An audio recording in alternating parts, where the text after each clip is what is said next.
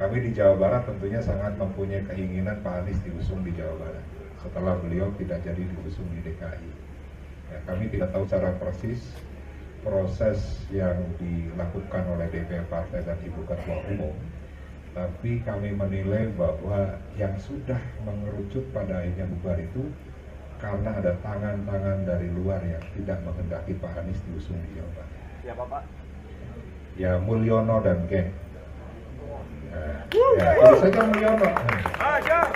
Kang Ono, apa sebenarnya yang terjadi dengan Anies Baswedan kalau bicara Jawa Barat? Mulyono itu ketua RW saya dulu di Jogja. Ini Mulyono yang mana nih, Kang? Kalau di Jawa Barat Mulyana ya. Saya Mulyana menyebutkan. Jadi kalau di Jawa Barat. Coba klarifikasi dulu dong, ini Mulyono siapa yang dimaksud ini? Ya Mulyana ini atau Mulyono ini kan kekuatan besar juga. Yang kemarin juga bagaimana diduga memporak-porandakan demokrasi di Indonesia kan. Itu kalau dia nggak setuju menggunakan hukum. Mulyono ini lagi. Ya. Jadi itu orang dibuat sandera semua.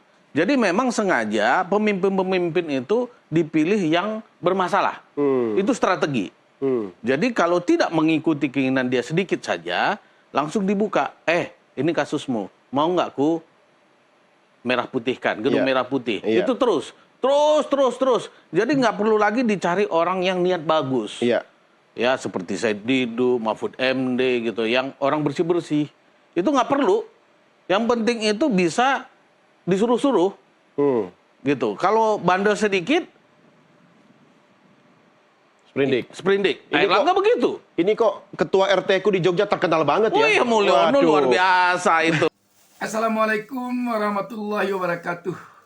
Jumpa lagi dengan saya Bustami Narda, sahabat BN. Nama Mulyono ini sekarang ini sedang sangat tenar-tenarnya di Republik ini. Bisa dikatakan melampaui ketenaran nama penyanyi-penyanyi beken kita. Melampaui ketenaran nama-nama publik figur kita. Tetapi siapa ini sebenarnya yang Mulyono ini? Kita menjadi bertanya-tanya, siapa yang Mulyono ini? Kok perannya begitu besar? Bisa dia menggagalkan pencalonan Anies Baswedan sebagai seorang tokoh yang akan maju di Jakarta dengan elektabilitas tertinggi. Bahkan seperti dikatakan Ketua PDIP Jawa Barat, Pak Ono ini, besarnya peranan Mulyono ini di dalam menggagalkan Anies di Jawa Barat. Memang benar-benar Mulyono ini sangat ditakuti tentunya oleh orang-orang yang mencoba-coba berbeda pendapat dengannya. Sekali lagi, siapa ini sebenarnya Mulyono ini? Sahabat BN, saya menjadi teringat ketika saya dulu wartawan muda tahun 80-an. Itu ada yang kami kenal dulu namanya WTS. Wartawan tanpa surat kabar. Dia katanya wartawan, tetapi tidak ada medianya. Kartu persnya biasanya itu palsu.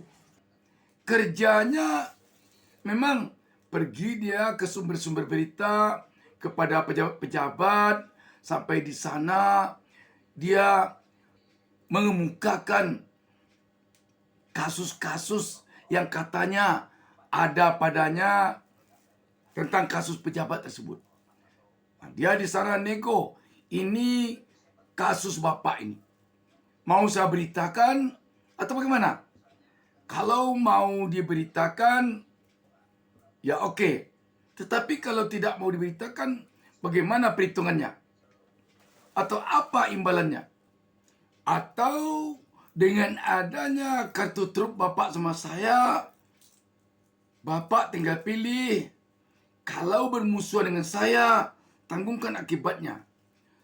Kalau tidak begitu, bapak harus nurut dengan saya.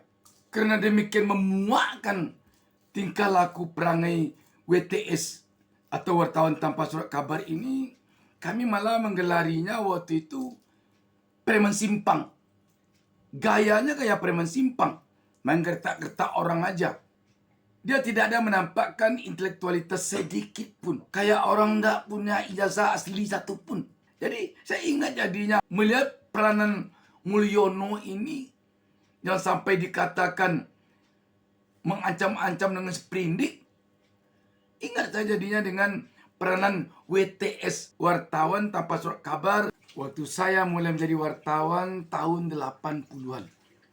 Sahabat BN, kita harus mewaspadai orang-orang seperti Mulyono dan gengnya ini. Agar demokrasi kita di Indonesia ini hidup gairah dan fair.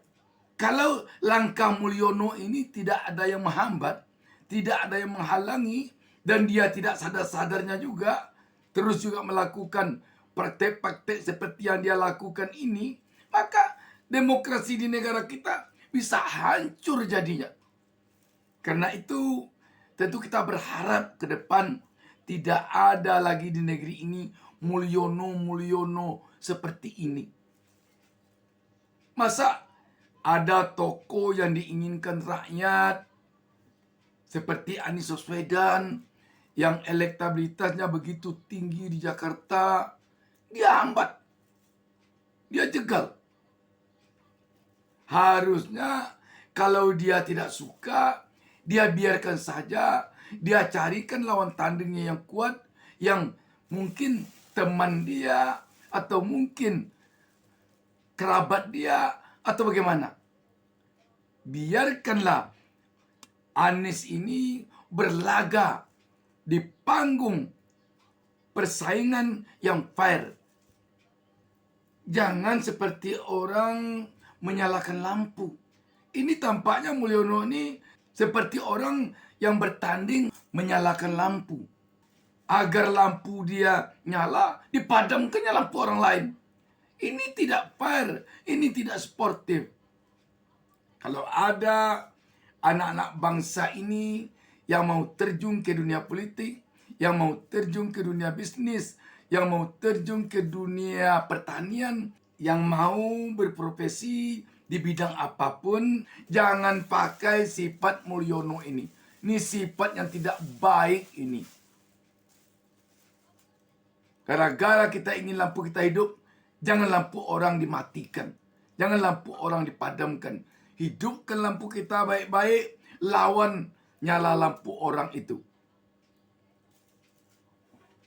Kita yakin, kalau Mulyono ini terus saja melakukan praktek-praktek seperti ini, dia nanti akan kena batunya. Yakin kita ini. Kalau Mulyono ini sudah ada anak, kalau sudah ada menantu, sudah ada cucu, atau kalau dia punya adik atau kakak, kita yakin akan kena anak cucunya, adik kakaknya oleh pembalasan dari Yang Maha Kuasa. Kalau hal-hal seperti ini terus dilanjutkannya. Sekali lagi sahabat BN, jangan tiru sifat Mulyono ini. Demikian, wassalamualaikum warahmatullahi wabarakatuh. Jangan lupa subscribe, jangan lupa